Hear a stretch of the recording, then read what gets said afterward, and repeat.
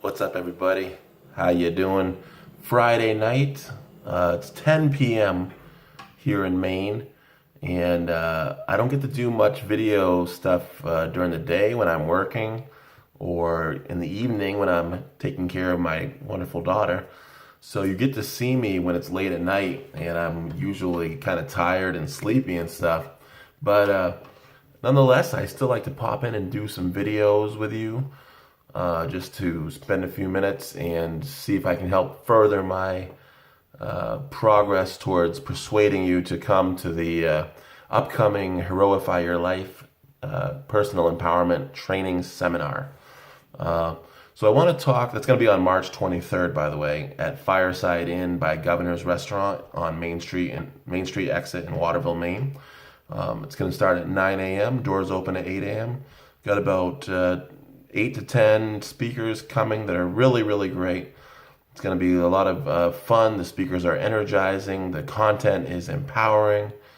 And the people that'll be there are encouraging. It's a place to get to know people who value self-worth and creative self-expression and taking initiative, following through, working as a team, intervening to improve situations, learning how to develop yourself and your skill set and your character, and creating empowerment zones at home, at work, at school, at church, spaces and places and where people can be well and do well in life. And it's going to be cool. Going to have a lot of good time. I always enjoy it. And but I thought I'd take a minute to tell you a few things that personal power training is not. Occasionally over the last decade, I pick up on what appear to be objections people have to heroism education or to what they think I might be trying to do with heroism. So I thought I'd throw this out as a little clarifying video in order to help persuade people that they should come to the seminar who might object to it otherwise. One of the first big ones that I get pretty regularly is people who are involved in religious, faith-based activities are often concerned that by participating in the heroism movement, they're somehow putting a false idol before God, or somehow they're like, this is going to replace their religion or something. And so I just wanted to assure you that heroism as a philosophy is not meant to replace your religion or to be a substitute for your creator of your life, Most High God, whatever it is that you're into. So I personally, I don't go to church, but I do believe in God, and I believe in a cosmic battle between good and evil. And I believe that human beings are caught in that. And that's my own personal thing. So I kind of want to have a high level of positive energy in my life, and I try to stay away from negative energy states because I don't think they're good for us on a spiritual level. I want to do things that increase my inner life force. In the Bible, it says that the devil is trying to get your soul. Sometimes I wonder, what if the soul is your life force? And it's kind of like, the devil is kind of like a psychic vampire that's draining you. And you have people in your life that are draining you of your energy. They do this when they try to get your attention in negative ways, when they try to keep you wrapped up in arguments and fighting, stuff like that. But, or they try to tear you down or make you doubt yourself.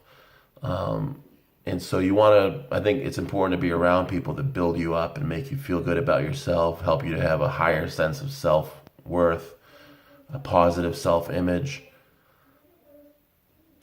I can hear my daughter talking in the background in her sleep in the room next door here, so pay no attention to that.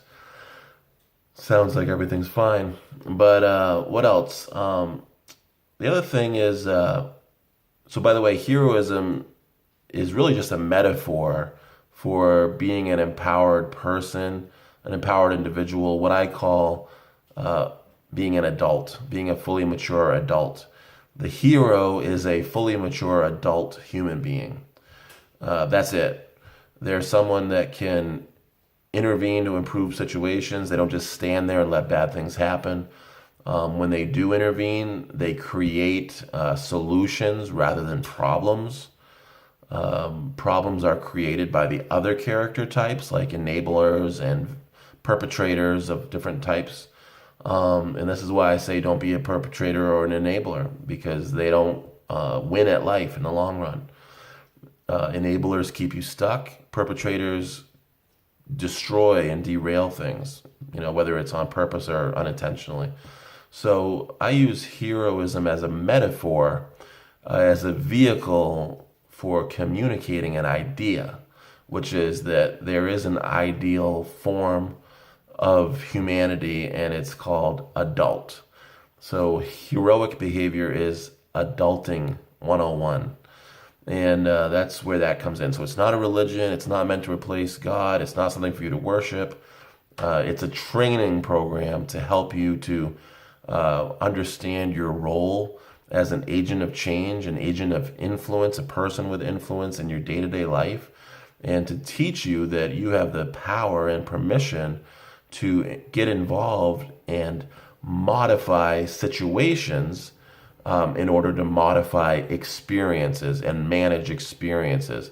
If you don't like the experiences that you're having, the social experiences you're having at work, then you can intervene to improve them. If you don't like the experiences you're having at home, what can you do to make them better? If you don't like the experiences at school in the classroom, what are you doing about it to make them have people have better experiences, right? If you're going to intervene to improve situations, it's important that you understand stuff about people, stuff about behavior shaping. You need to understand stuff about social norms and habits and how they're constructed and created and maintained. You need to understand how to manage distracting events. You need to understand how derailing events and event stacking can overwhelm you and cause you to act out and make mistakes. You need to understand how strategies work, which ones are more effective than others and why. These are all things that are available in my training programs, my audio training programs, which are available on Heroify Your Life fan page on Facebook. You can click the link to payloads and download them. They're $10 each. There's one on knowledge, one on habits, and one on skills. And other objections that people come up with are don't judge. They say, Sean, you're judging. You're calling people villain. And I want you to know that I don't call anybody a villain. If people are around me that actually are villainous in their behavior, I'm still respectful of them. I love everyone. I believe in separating the behavior from the person. But I do believe in the judgment concept of Martin Luther King Jr., which says that he doesn't want his kids to be judged by the color of their skin, but he does want them to be judged by the content of their character. And that's how I feel about it. I don't believe in prejudging anyone, but I do believe in using my brain and paying attention and keeping track of what's going on around me. I don't look down on anybody, but I do believe, for example, that it's better to be a loving, kind friend or person or parent than it is to be a cruel or disrespectful friend or person or parent, right? And it's better to treat people well than it is to mistreat people. So it's not judgmentalness, that's reasoning. It's reasonableness. Another big objection I get is, you're not going to tell me how to live my life. And so here's the thing. I'm not trying to tell you how to live your life.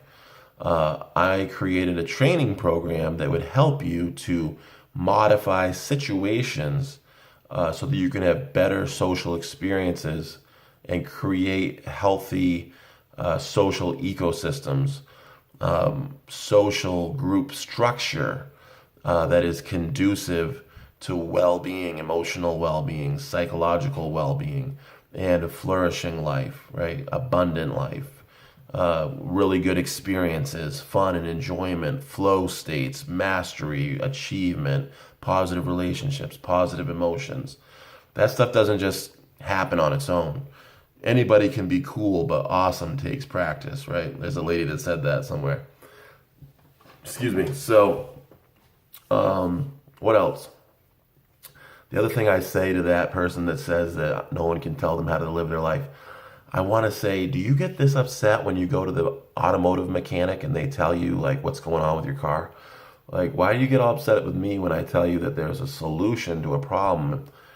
Did you ever watch that show Super Nanny? That's what I'm doing. Did you ever watch Jackson Katz, the cat whisperer? The same thing I'm doing with people. Did you ever watch Cesar, the dog whisperer? Same thing I'm doing with people and social groups and social ecosystems. I'm helping people to understand how to develop themselves in ways that will make them more influential and effective at modifying situations so they can have better experiences and at navigating through pathways to goal attainment around bullies and obstacles, social opposition, negative self-talk, distracting and derailing events, things that help you to make it.